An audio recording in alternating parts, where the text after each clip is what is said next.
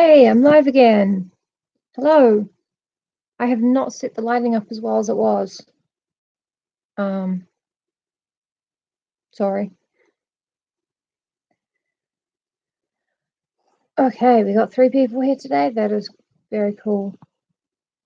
I should move this. I don't care. You don't care. You're here to hear the saucy lesbian novel. None of you care if my lighting is slightly suboptimal. Apart from my techie, who is amazing. We got 4 people. Hooray. Right. I'm going to start it with a recap of part 1. Nights are good, but I don't think it's as good as it was yesterday. But that's okay. It's fine. Right. Yes. Now we only have 2 people. I think some people left. Hopefully going to rejoin. And if I were good at YouTube, I would probably edit these parts out. But tired. I didn't even straighten my hair or anything today. All right. So first time. Don't go back to the top of the story. Yesterday we started Carmilla, J. Sheridan Lafanu. It is genuine. Thank you. It's all extremely real.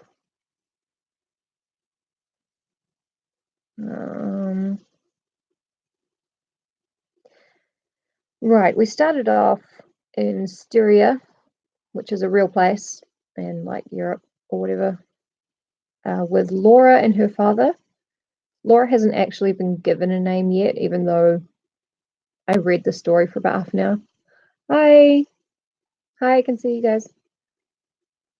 Yeah, Laura and her dad living in a castle, a big old schloss, and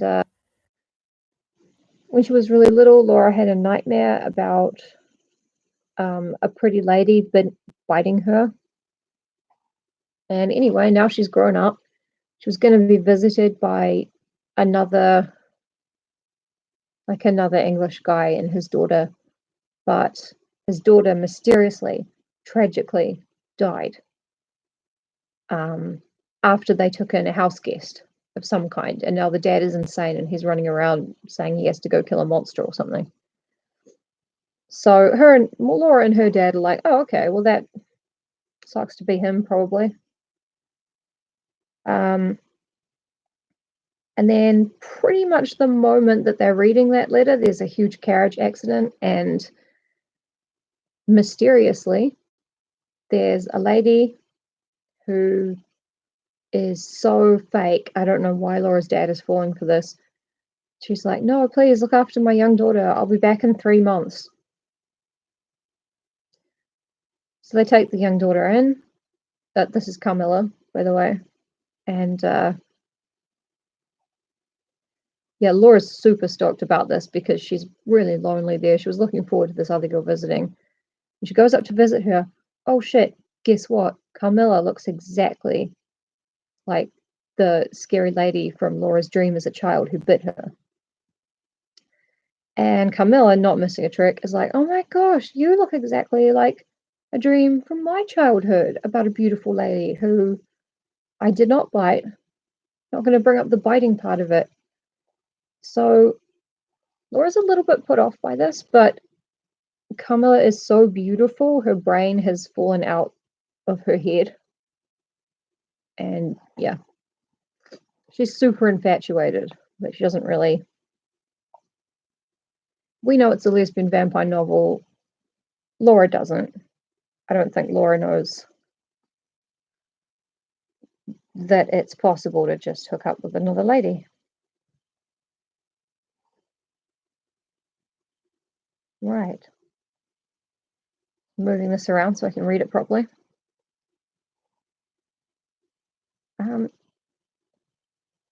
Yeah. So that was the prologue, chapters 1, 2, and 3. And now we are probably ready to begin chapter 4, wherein Laura is definitely not in love or confused about her sexuality or upset that she might be in love with a girl. That's not what all this is about. This is about something else. She doesn't know what, but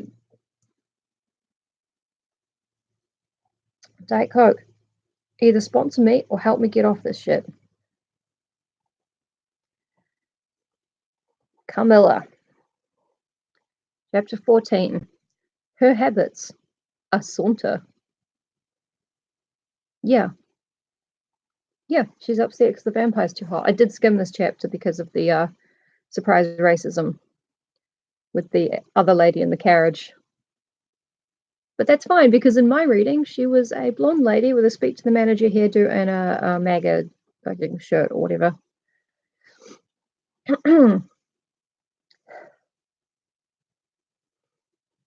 I told you that I was charmed with her in most particulars. There were some that did not please me so well. She was above the middle height of women. I shall begin by describing her. She was slender and wonderfully graceful, except that her movements were languid, very languid. Indeed, there was nothing in her appearance to indicate an invalid. Her complexion was rich and brilliant. Her features were small and beautifully formed. Her eyes large, dark, and lustrous. Her hair was quite wonderful. I never saw hair so magnificently thick and long when it was down about her shoulders. I have often placed my hands under it and laughed with wonder at its weight. It was exquisitely fine and soft, and in colour a rich, very dark brown with something of gold. I loved to let it down, tumbling with its own weight, as in her room she lay back in her chair talking in her sweet, low voice. I used to fold and braid it and spread it out and play with it. Heavens, if I had but known all.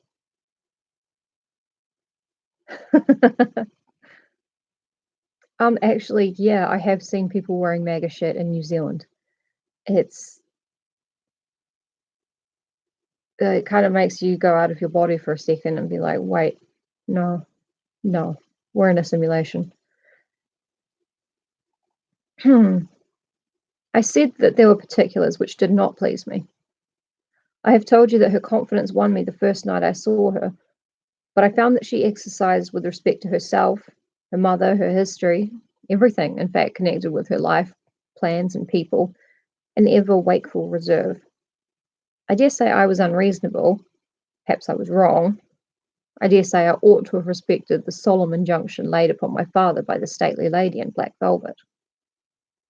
And I forgot about that, but Carmilla's mother told the guy that her daughter is strictly forbidden to tell them anything about herself for the entire 3 months.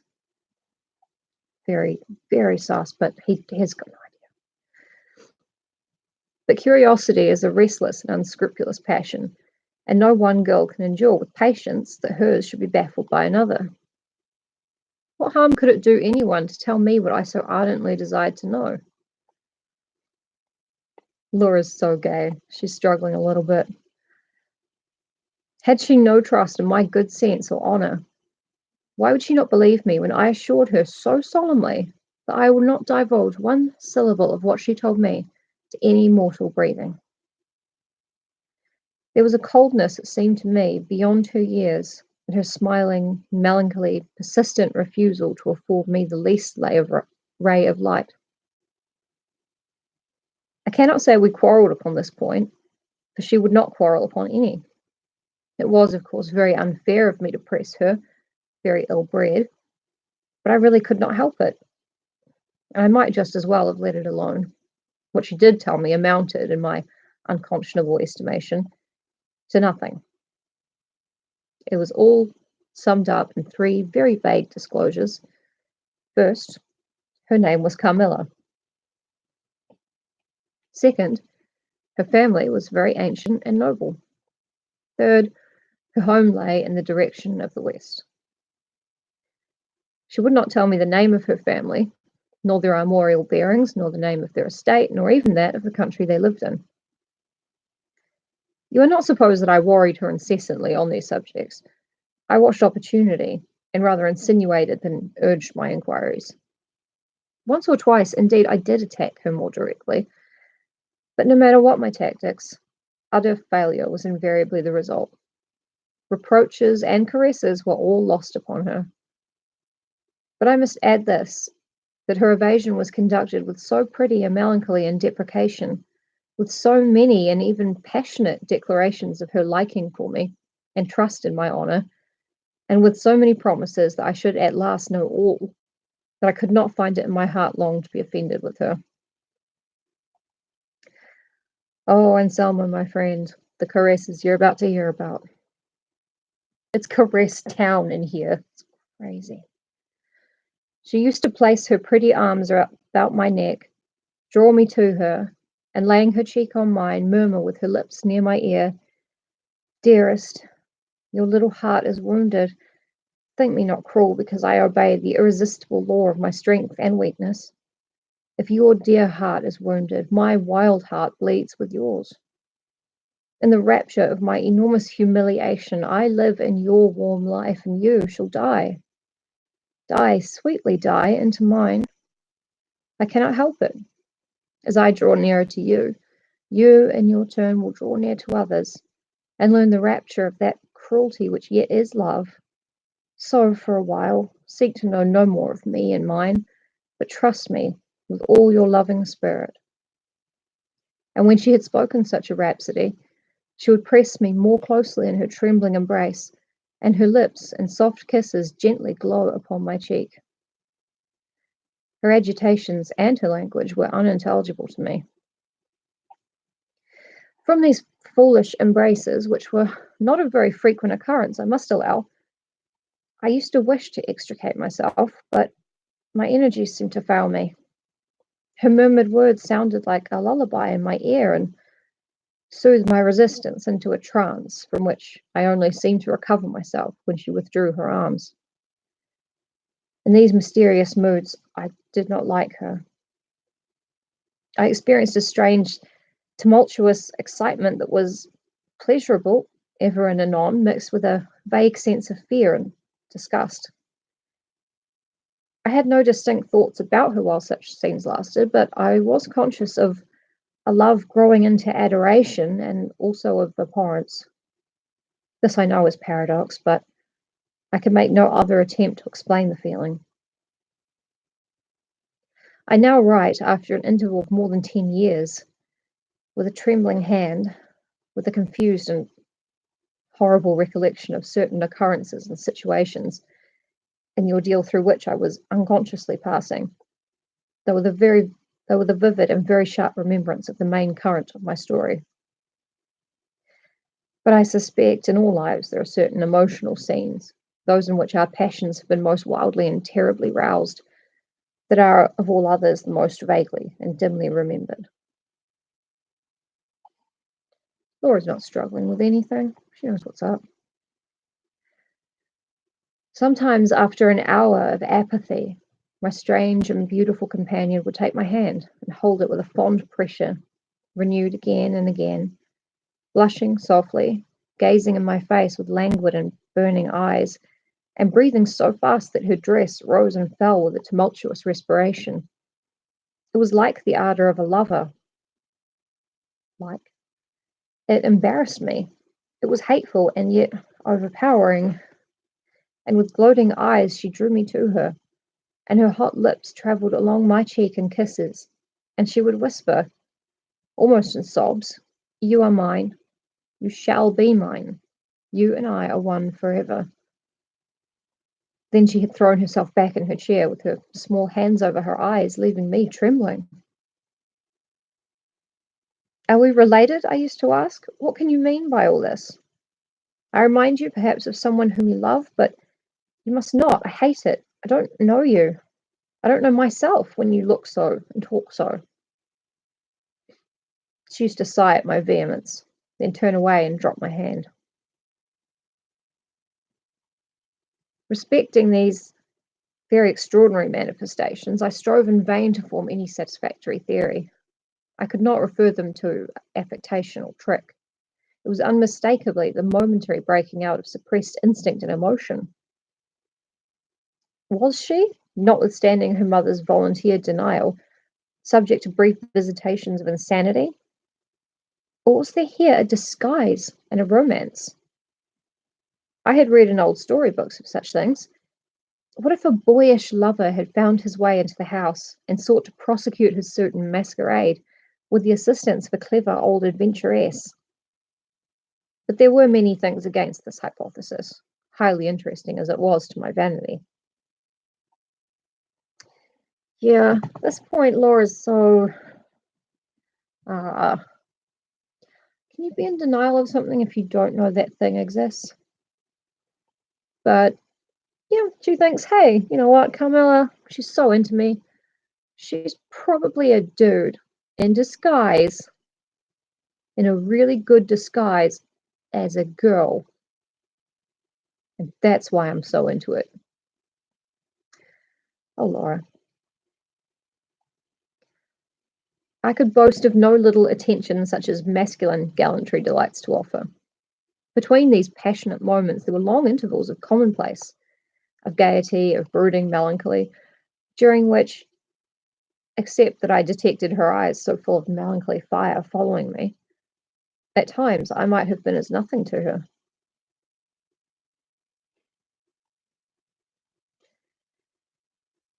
Except in those brief periods of mysterious excitement, her ways were girlish, and there was always a languor about her, quite incompatible with a masculine system in a state of health. Uh, Laura's, there are quite a few reasons why Carmilla isn't a dude. And one of them is that she's a girl and you're a lesbian, Laura. Gotta wonder if Laura even knew if the whole concept of loving another girl was even possible. Terrifying if you had no idea about it. Probably terrifying if you do. In some respects, her habits were odd. Perhaps not so singular in the opinion of a town lady like you, as they appeared to us rustic people. She used to come down very late, generally not till 1 o'clock.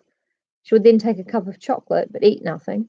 We then went out for a walk, which was a mere saunter, and she seemed almost immediately exhausted, and either returned to the schloss or sat on one of the benches that were placed here and there among the trees. This was a bodily languor in which her mind did not sympathize. She was always an animated talker, and very intelligent. I don't think any of that's weird. Waking up at 1 in the afternoon, drinking a big cup of hot chocolate, and then going for a very brief walk before becoming exhausted. That's not weird. That's very normal, healthy. She sometimes alluded for a moment to her own home, or mentioned an adventure or situation, or an early recollection which indicated people of strange manners and described customs of which we knew nothing. I gathered from these chance hints that her native country was much more remote than I had at first fancied.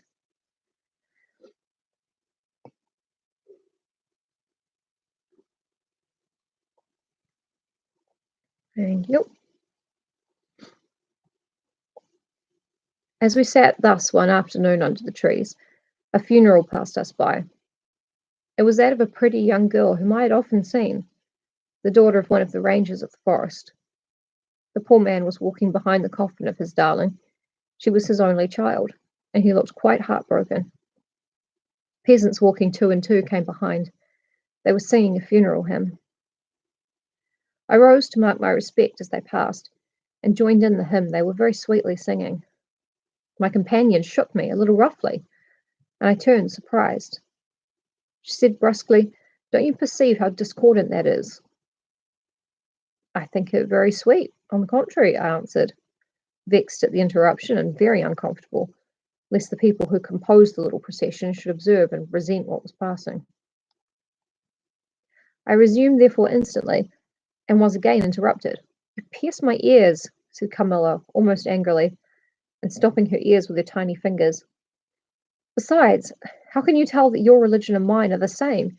Your forms wound me, and I hate funerals. What a fuss! Why, you must die. Everyone must die, and all are happier when they do. Come home."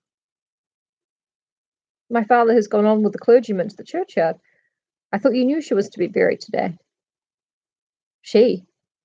I don't trouble my head about peasants. I don't know who she is, answered Carmilla with a flash from her fine eyes. Yeah, Carmilla's pretty depressed, but then again, all vampires are. I don't know if it's part of being a vampire or if depressed people are just more likely to self-select for vampirism.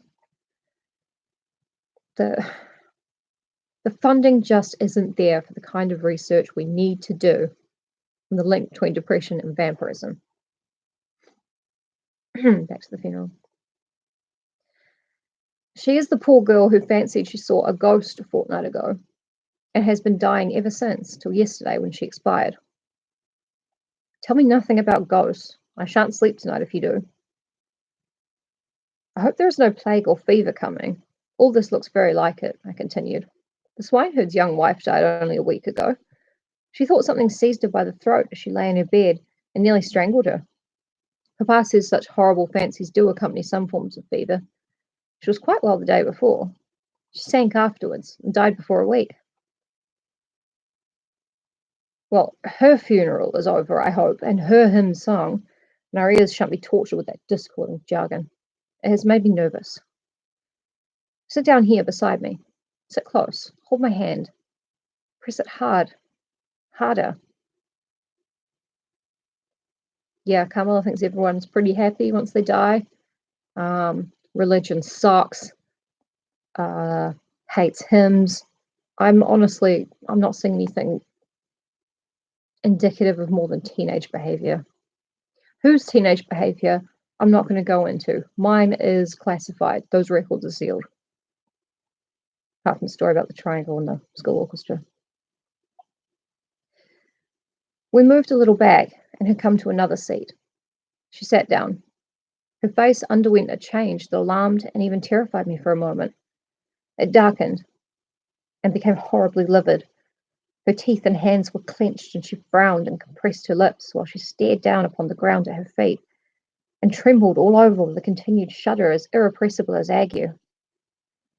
All her energies seemed strange to suppress a fit, which she was then breathlessly tugging, and at length a low, convulsive cry of suffering broke from her, and gradually the hysteria subsided. There! That's what comes of strangling people with hymns, she said at last. Hold me. Hold me still. It is passing away. And so gradually it did. And perhaps to dissipate the sombre impression which the spectacle had left upon me, she became unusually animated and chatty, and so we got home. Yeah, I mean, the longer I live, the more depressed I probably get. Or the more bad stuff happens around you, maybe. Not sure. This was the first time I had seen her exhibit any definable symptoms of that delicacy of health which her mother had spoken of. It was the first time, too, I had seen her exhibit anything like temper. Both passed away like a summer cloud, and never but once afterwards did I witness on her part a momentary sign of anger. I will tell you how it happened. She and I were looking out one of the long drawing-room windows when there entered the courtyard, over the drawbridge, a figure of a wanderer whom I knew very well. He used to visit the Schloss, generally twice a year. It was the figure of a hunchback, with the sharp, lean features that generally accompany deformity. He wore a pointed black beard, and he was smiling from ear to ear, showing his white fangs. He was dressed in buff, black, and scarlet, and crossed with more straps and belts than I could count, from which hung all manner of things. Behind, he carried a magic lantern, and two boxes, which I well knew, and one of which was a salamander, and the other a mandrake. These monsters used to make my father laugh, because we didn't have TV back then, and he wasn't very bright. They were compounded of parts of monkeys, parrots, squirrels, fish, and hedgehogs, dried and stitched together with great neatness and startling effect. He had a fiddle, a box of conjuring apparatus, a pair of foils and masks attached to his belt, several other mysterious cases dangling about him, and a black staff with copper ferrules in his hand. His companion was a rough, spare dog that followed at his heels, but stopped short, suspiciously, at the drawbridge, and in a little while began to howl dismally.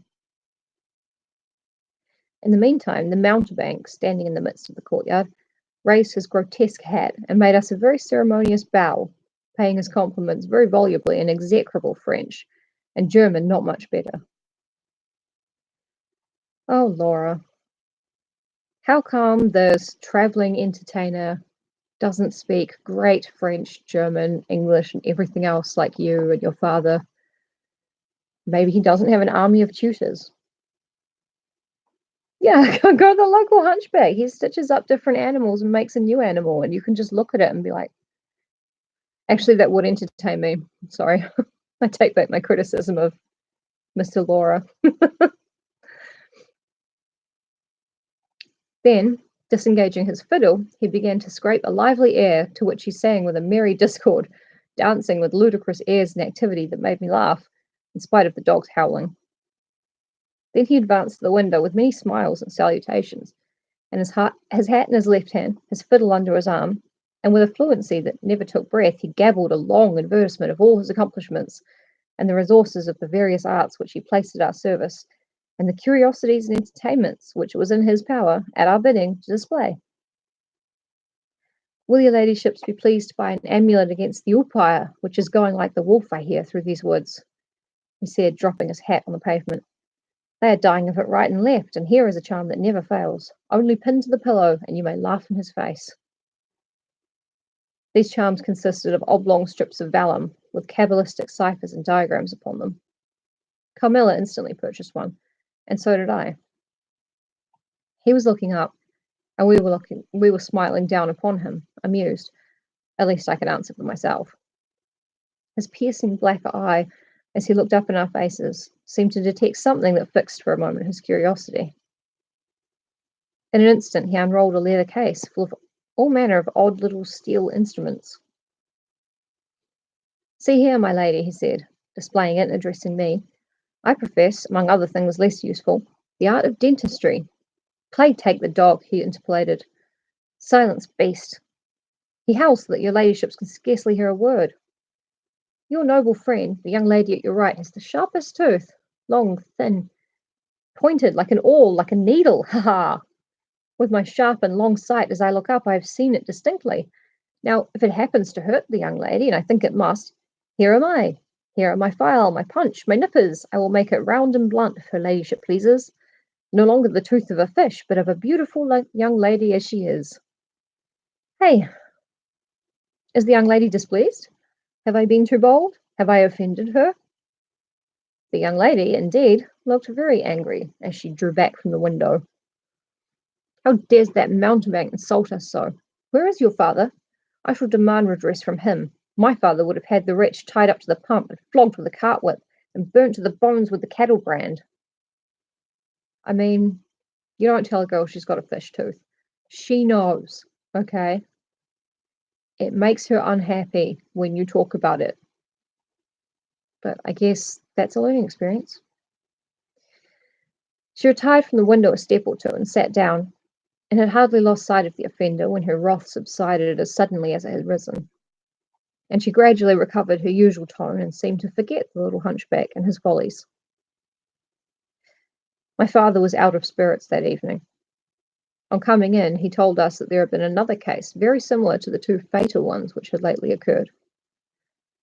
The sister of a young peasant on his estate, only a mile away, was very ill, had been, as she described it, attacked very nearly in the same way, and was now slowly but steadily sinking. All this, said my father, is strictly referable to natural causes. These poor people infect one another with their superstitions, and so repeat in imagination the images of terror that have infested their neighbours. But that very circumstance frightens one horribly, said Carmilla. How so? Inquired my father. I am so afraid of fancying I see such things. I think it would be as bad as reality. We are in God's hands. Nothing can happen without his permission, and all will end well for those who love him. He is our faithful creator. He has made us all and will take care of us. Creator? Nature, said the young lady in answer to my gentle father. And this disease that invades the country is natural. Nature.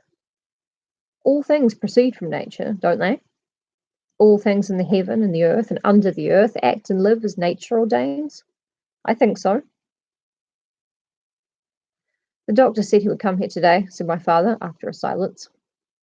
I want to know what he thinks about it and what he thinks we had better do.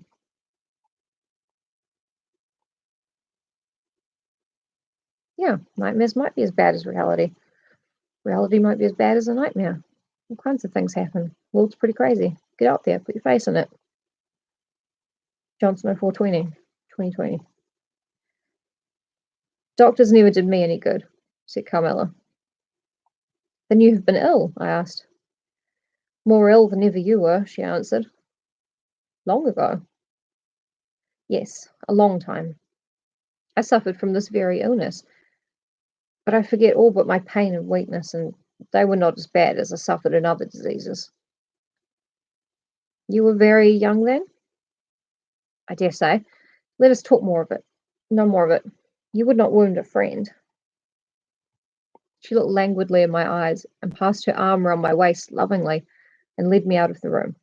My father was busy over some papers near the window. Why does your papa like to frighten us? Said the pretty girl with a sigh and a little shudder. He doesn't. Dear Carmilla, it is the very furthest thing from his mind. Are you afraid, dearest? I should be very much if I fancied there was any real danger of my being attacked as those poor people were. You are afraid to die? Yes, everyone is. But to die as lovers may, to die together, so that they may live together. Girls are caterpillars while they live in the world, to be finally butterflies when the summer comes. But in the meantime, there are grubs and larvae, don't you see? Each with their peculiar propensities, necessities, and structure. So says Monsieur Buffon in his big book in the next room. Later in the day, the doctor came and was closeted with Papa for some time. He was a skilful man of 60 and upwards.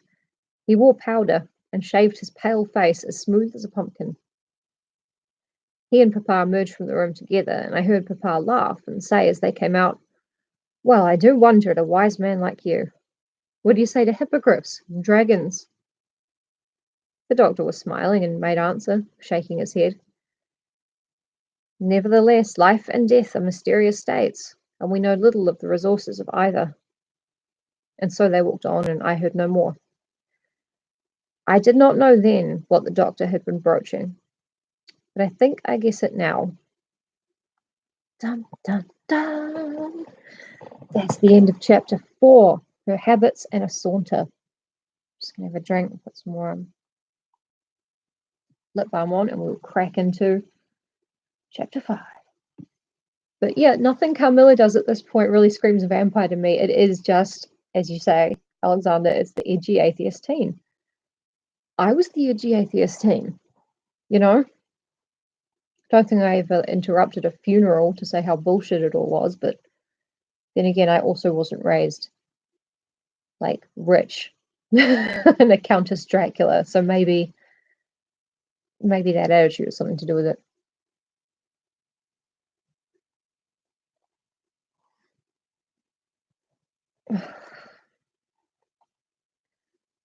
My hair's drying very frizzy. That's okay.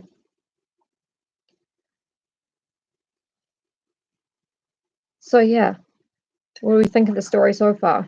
Enjoying it? Yeah.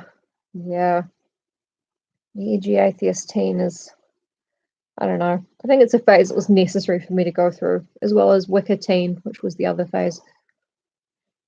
Didn't really believe in anything, but I kind of enjoyed the occult pageantry of it. My main regret in this life that doesn't involve like taking back any of my mean actions to people who are now gone. I regret that I never smoked weed at age 15. I was super into Wicca and looked at the moon.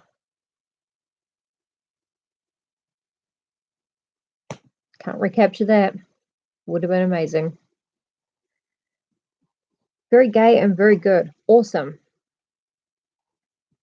That's fantastic. Compliment.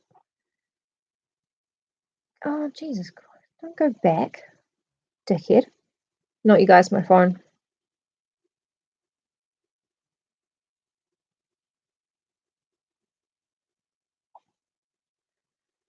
Oh, oh. I did laugh when I read the bit about Laura thinking, hey, maybe Carmilla's just a boy dressed up and that's why she's so into me and I'm so like into her but also kind of worried and I don't know. Is this okay? We allowed to do this? But if she was a boy. I laughed and then I felt a little bit sad. Okay, I'm back. I've got Chapter 5, A Wonderful Likeness. This evening there arrived from Graz the grave, dark-faced son of the picture cleaner, with a horse and cart laden with 2 large packing cases, having many pictures in each.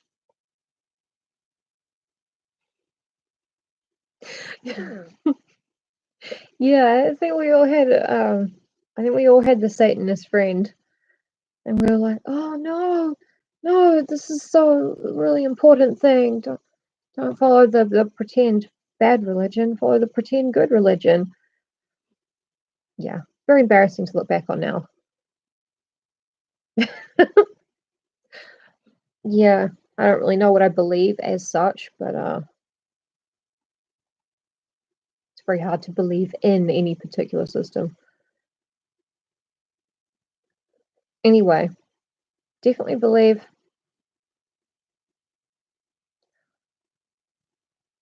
I don't believe in my brain that ghosts are real, but I believe it in my mind. You know, I think ghosts are not real, but like somewhere bone level. Yeah, I don't know what I believe, but that ain't it. Exactly. I believe in ghosts and the possibility that we are in a simulacrum because it's ridiculous. This crap has been going on lately. I mean, Anthony Weiner, what was that about? Excuse me. Back to chapter 5. It was a journey of 10 leagues, and whenever a messenger arrived at the Schloss from our little capital of Graz, we used to crowd about him in the hall to hear the news. The arrival created in our secluded quarters quite a sensation. The cases remained in the hall, and the messenger was taken care of by the servants till he had eaten his supper. Then, with assistants, and armed with hammer, ripping chisel, and turn screw, he met us in the hall, where we had assembled to witness the unpacking of the cases. Carmilla sat looking listlessly on, while one after the other the old pictures, nearly all portraits which had undergone the process of renovation, were brought to light. My mother was of an old Hungarian family, and most of these pictures, which were about to be restored to their places, had come to us through her. My father had a list in his hand from which he read, as the artist rummaged out the corresponding numbers. I don't know that the pictures were very good, but they were undoubtedly very old, and some of them very curious also. They had, for the most part, the merit of being now seen by me, I may say, for the first time, for the smoke and dust of time had all but obliterated them. There is a picture that I have not seen yet since said my father. In one corner, at the top of it, is the name, as well as I could read, Marcia Karnstein, and the date 1698, and I am curious to see how it has turned out. I remembered it. It was a very small picture, about 1.5 feet high, and nearly square without a frame, but it was so blackened by age that I could not make it out. The artist now produced it with evident pride. It was quite beautiful. It was startling. It seemed to live. It was the effigy of Carmilla. Carmilla, dear, here is an absolute miracle. Here you are, living, smiling, ready to speak in this picture. Isn't it beautiful, Papa? And see, even the little mole on her throat. My father laughed and said, "Certainly it is a wonderful likeness," but he looked away, and to my surprise seemed but little struck by it, and went on talking to the picture cleaner, who was also something of an artist, and discoursed with intelligence about the portraits or other works which his art had just brought into light and colour, while I was more and more lost in wonder the more I looked at the picture. "Will you let me hang this picture in my room, Papa?" I asked. "Certainly, dear," said he, smiling. "I'm very glad you think it so like. It must be prettier even than I thought it, if it is." The young lady did not acknowledge this pretty speech, did not seem to hear it. She was leaning back in her seat, her fine eyes under their long lashes gazing on me in contemplation, and she smiled in a kind of rapture. "And now you can read quite plainly the name that is written in the corner. It is not Marcia. It looks as if it was done in gold.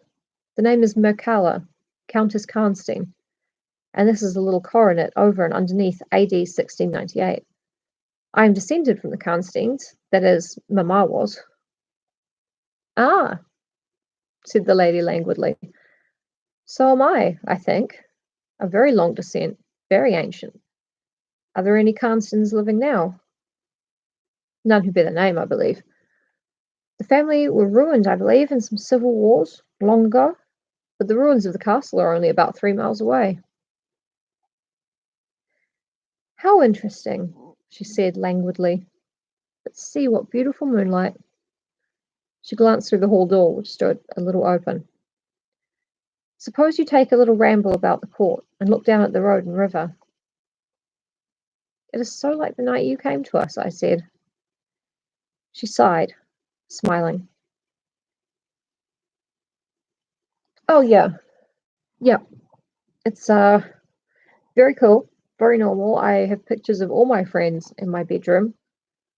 Um, it's friendship, okay? They're all, it's just their heads like pasted onto super hunky dudes with wings.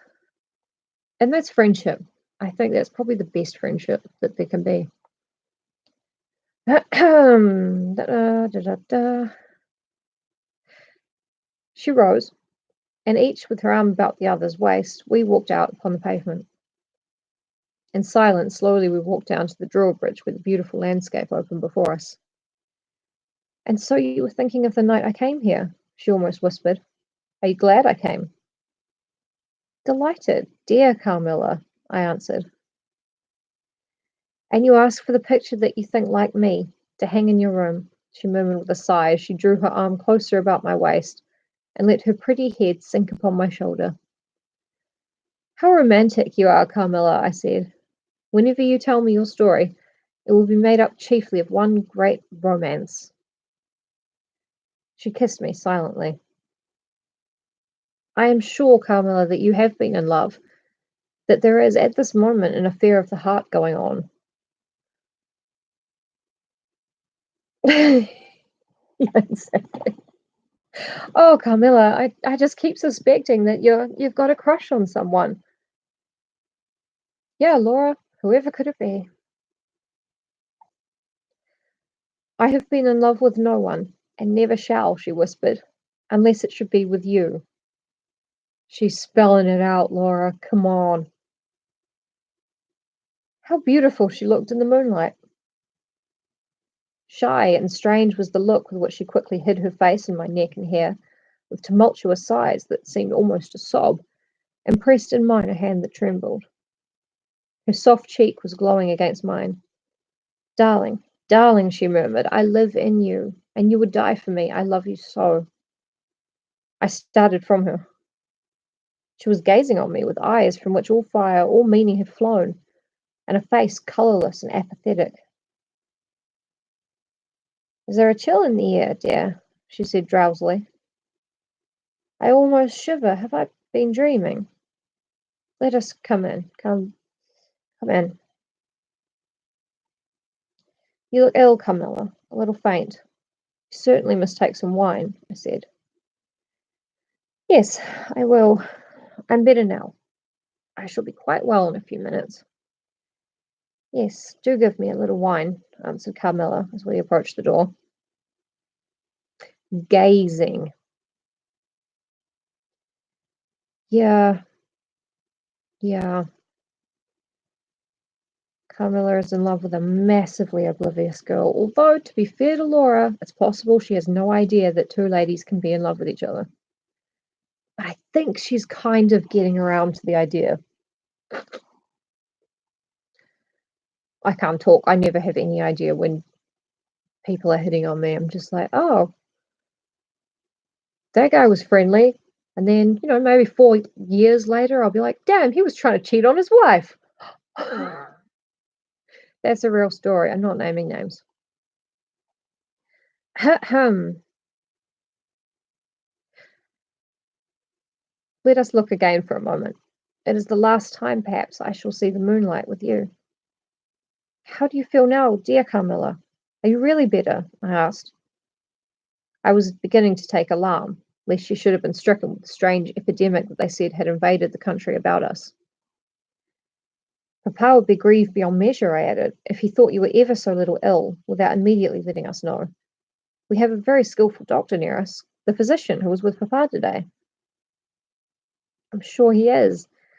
I know how kind you all are, but, dear child, I am quite well again. There is nothing ever wrong with me but a little weakness. People say I am languid. I am incapable of exertion. I can scarcely walk as far as a child of 3 years old.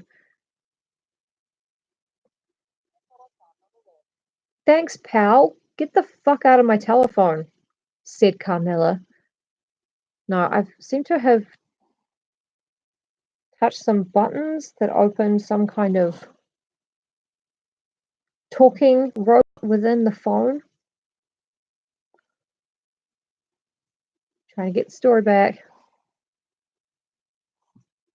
Honestly, fuck you, talking robot. What were you? That's a mystery for another day. We're reading Carmilla. Yeah, exactly. Laura doesn't even believe it's possible. So how is she going to apply an idea like that to herself? Anyway, I was, blah, blah. Do you want to get the doctor? People say I'm languid. I am incapable of exertion. I can scarcely walk as far as a child of 3 years old. And every now and then, the little strength I have falters, and I become as you have seen me. But after all, I am very easily set up again. In a moment, I am perfectly myself. See how I have recovered. So, indeed, she had.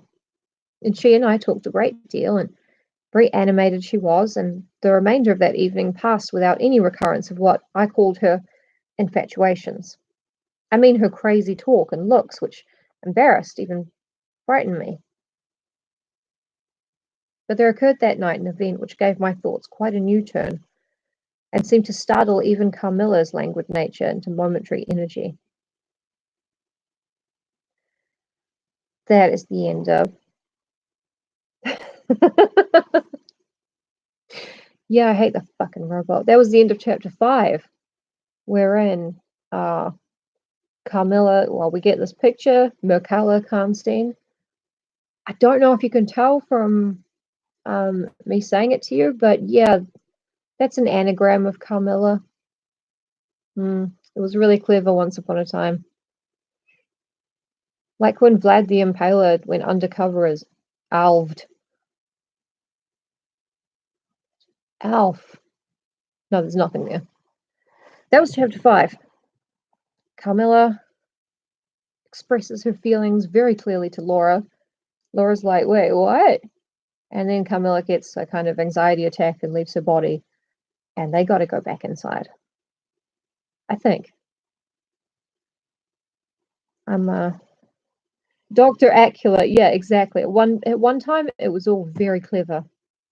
I bet if you did that in the Middle Ages, people would be like, holy shit, that is impenetrable. How did you come up with that?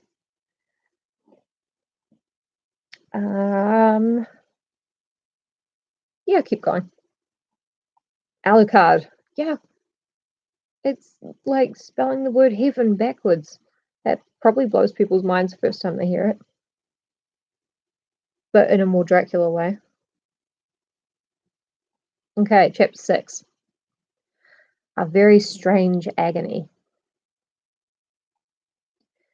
When we got into the drawing room and had sat down to our coffee and chocolate, although Carmilla did not take any, she seemed quite herself again, and Madame and Mademoiselle Delafontaine joined us and made a little card party, in the course of which Papa came in for what he called his dish of tea.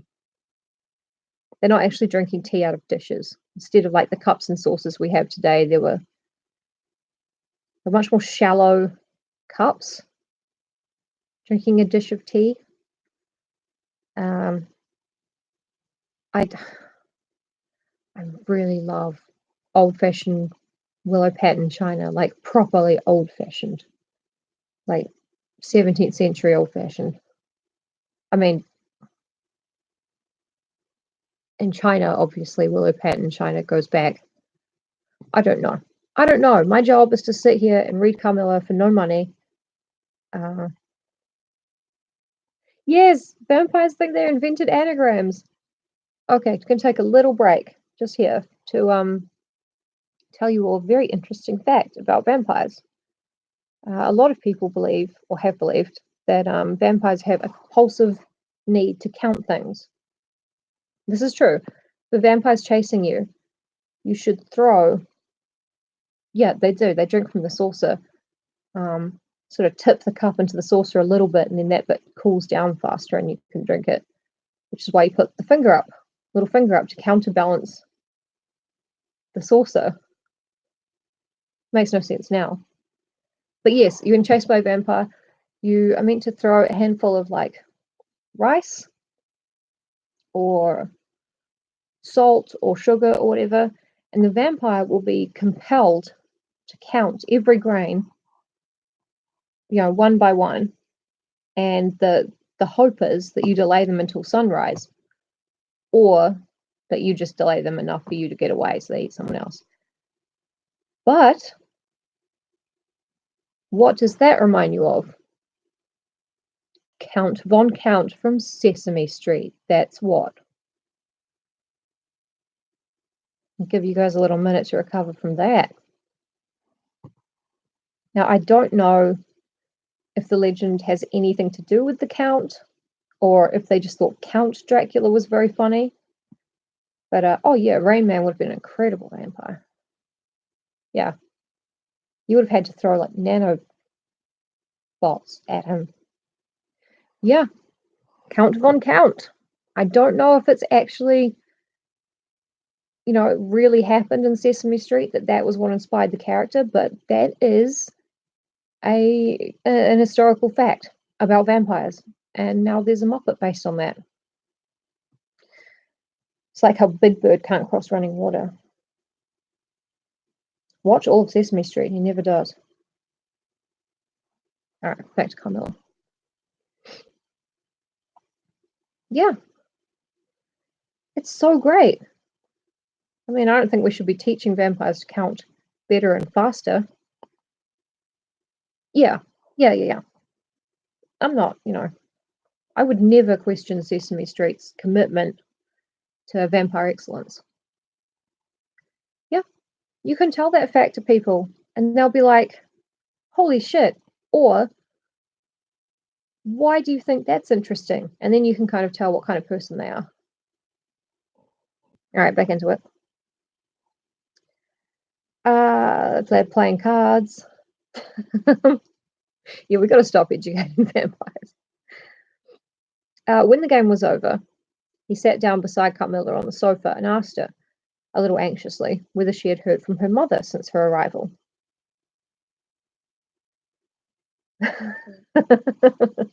Oh, well, he goes ha ha ha because he's happy and excited that he will get to chase you again soon.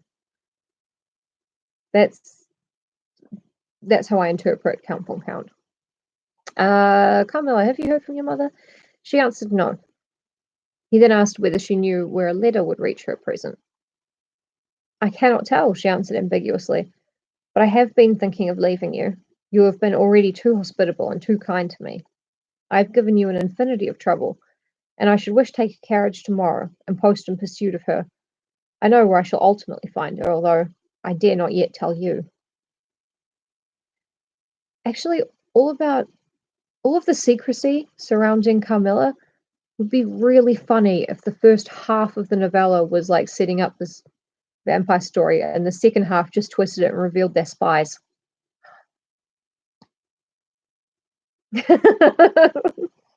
I know. It's good. It's so good. You'll just never see the Count the same way again. I want to go from my mother. Of course, so much trouble. But you must not dream of any such thing, exclaimed my father, to my great relief. We can't afford to lose you so, and I won't consent to your leaving us, except under the care of your mother, who was so good as to consent to your remaining with us till she should herself return. I should be quite happy if I knew that you heard from her, but this evening the accounts of the progress of the mysterious disease that has invaded our neighbourhood grow even more alarming. And my beautiful guest, I do feel the responsibility, unaided by advice from your mother, very much. But I shall do my best, and one thing is certain, that you must not think of leaving us without her distinct direction to that effect. We should suffer too much in parting from you to consent to it easily. Thank you, sir, 1,000 times for your hospitality, she answered, smiling bashfully. You have all been too kind to me. I have seldom been so happy in all my life before as in your beautiful chateau, under your care and in the society of your dear daughter. So he gallantly, in his old-fashioned way, kissed her hand, smiling and pleased at her little speech. I accompanied Carmilla as usual. Spy I accompanied Carmilla as usual to her room, and sat and chatted with her while she was preparing for bed. Do you think, I said at length, that you will ever confide fully in me? She turned round smiling, but made no answer, only continued to smile on me. You won't answer that, I said. You can't answer pleasantly. I ought not to have asked you. You were quite right to ask me that, or anything. You do not know how dear you are to me, or you could not think any confidence too great to look for. But I am under vows, no, none half so awfully, and I dare not tell my story yet, even to you. The time is very near when you shall know everything. You will think me cruel, very selfish, but love is always selfish. The more ardent, the more selfish. How jealous I am, you cannot know. You must come with me, loving me to death, or else hate me and still come with me, and hating me through death and after. There is no such word as indifference in my apathetic nature. Now, Carmilla, you are going to talk your wild nonsense again, I said hastily. Not I, silly little fool as I am, and full of whims and fancies. For your sake, I'll talk like a sage. Were you ever at a ball? No. How you do run on. What is it like? How charming it must be. I almost forget. It was years ago. I laughed. You are not so old. Your first ball can hardly be forgotten yet. I remember everything about it, with an effort. I see it all as divers see what is going on above them through a medium, dense, rippling, but transparent. There occurred that night what has confused the picture and made its colours faint. I was all but assassinated in my bed, wounded here, she touched her breast, and never was the same since. Were you near dying? Yes, very. A cruel love, strange love, that would have taken my life. Love will have its sacrifices, no sacrifice without blood. Let us go to sleep now. I feel so lazy. How can I get up just now and lock my door? She was lying with her tiny hands buried in her rich, wavy hair under her cheek, her little head upon the pillow, and her glittering eyes followed me wherever I moved, with a kind of shy smile that I could not decipher. I bid her good night, and crept from the room with an uncomfortable sensation. Yeah, so, in this bit, Laura's going, oh, Carmilla, I wish you would tell me what you want. And Carmilla goes, well, I want you to love me forever, until you die, and then after you die, But if you can't love me, it would be cool if you hated me forever till you die again and after you die. Also, one time I got stabbed real bad because of love, because that's what love is, getting stabbed and dying. Then Laura's like, I left without really knowing what I felt about Carmilla or indeed what she thought about me.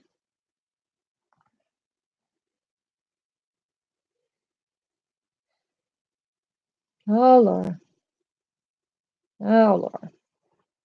It's probably worth pointing out that in the novella, Laura hasn't yet been named. She's just the narrator, and Carmilla just calls her darling. So, yeah, I feel like Carmilla is being very forthright about what she's into. And Laura's just like, yeah, she's so mysterious. Uh, sorry, lip balm.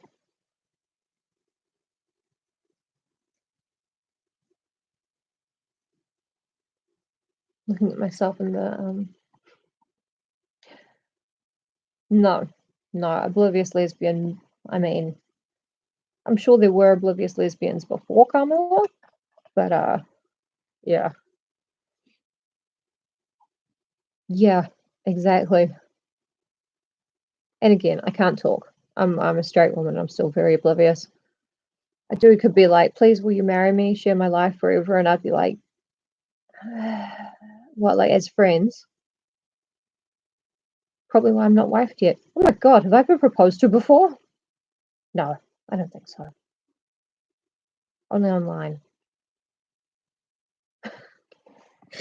Anyway, I often wondered whether our pretty guest ever said her prayers. I certainly had never seen her upon her knees. In the morning, she never came down until long after our family prayers were over, and at night, she never left the drawing room to attend our brief evening prayers in the hall.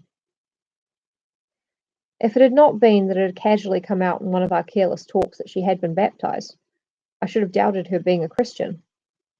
Religion was a subject on which I had never heard her speak a word.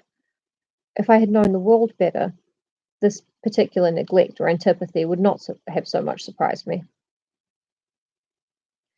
The precautions of nervous people are infectious, and persons of a like temperament are pretty sure after a time to imitate them. I had adopted Carmilla's habit of locking her bedroom door, having taken into my head all her whimsical alarms about midnight invaders and prowling assassins. I had also adopted her precaution of making a brief search through her room, to satisfy herself that no lurking assassin or robber was ensconced. There are quote marks around it, not sure why. These wise measures taken, I got into my bed and fell asleep. A light was burning in my room. This was an old habit, of very early date, which nothing could have tempted me to dispense with. Thus fortified, I might take my rest in peace. But dreams come through stone walls, light up dark rooms or darken light ones, and their persons make their exits and their entrances as they please, and laugh at locksmiths. I had a dream that night that was the beginning of a very strange agony. I cannot call it a nightmare, for I was quite conscious of being asleep. But I was equally conscious of being in my room and lying in bed precisely as I actually was.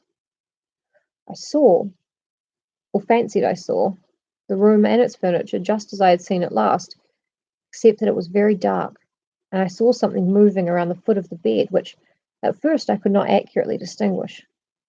But I soon saw that it was a sooty black animal that resembled a monstrous cat. It appeared to me about 4 or 5 feet long, for it measured fully the length of the hearthrug as it passed over it, and it continued toing and froing with the lithe, sinister restlessness of a beast in a cage. I could not cry out, although, as you may suppose, I was terrified. Its pace was growing faster, and the room rapidly darker and darker, and at length so dark that I could no longer see anything of it but its eyes. I felt it spring lightly on the bed. The two broad eyes approached my face, and suddenly I felt a stinging pain as if two large needles darted, an inch or two apart, deep into my breast. I waked with a scream. The room was lighted by the candle that burnt there all through the night, and I saw a female figure standing at the foot of the bed, a little at the right side. It was in a dark, loose dress, and its hair was down and covered its shoulders. A block of stone could not have been more still. There was not the slightest stir of respiration. As I stared at it, the figure appeared to have changed its place and was now nearer the door.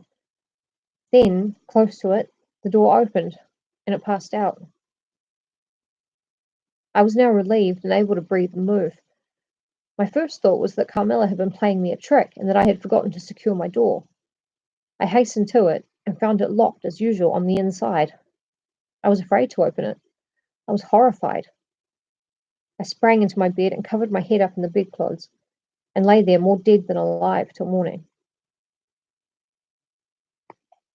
That is the end of chapter 6.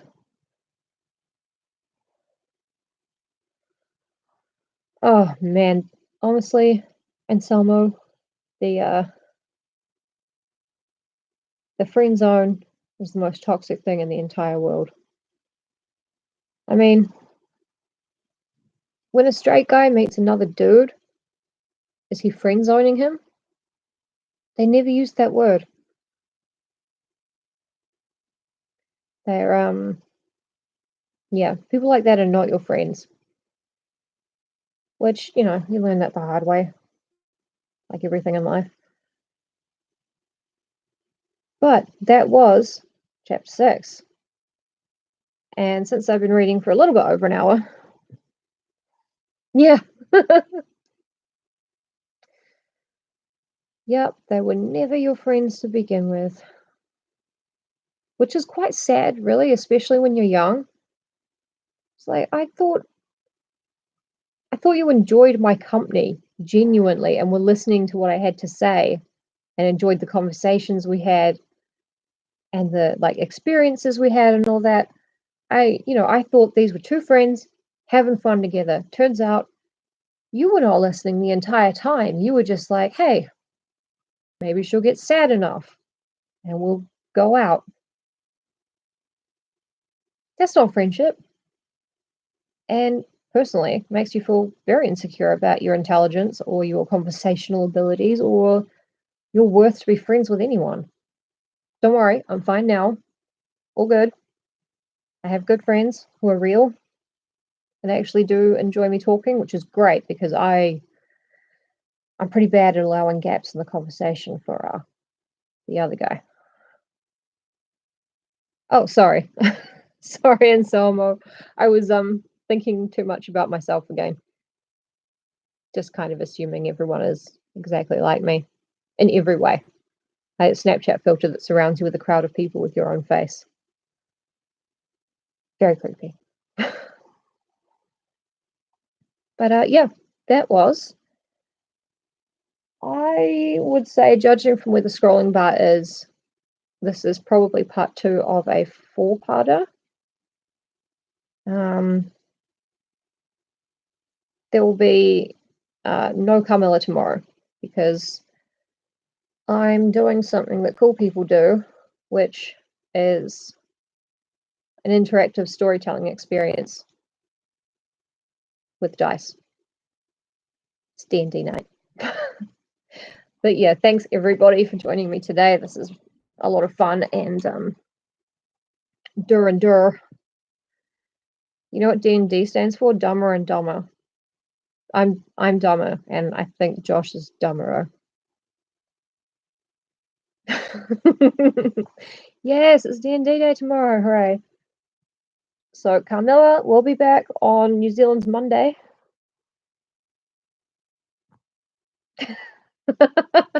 You're a nerd. You're all nerds. You're listening to a vampire novel on the friggin' YouTube. Yeah. Thanks everybody. It was fun. I'll be back not tomorrow, but the day after, which in my country is Monday. And yeah, thank you for joining me for this little bit about digressions about the friend zone and Sesame Street and that time that the robot took over what I was trying to read. That was exciting. Don't get that with audiobooks. Okay, so I will see you guys all in a couple days. Thanks very much. See you then.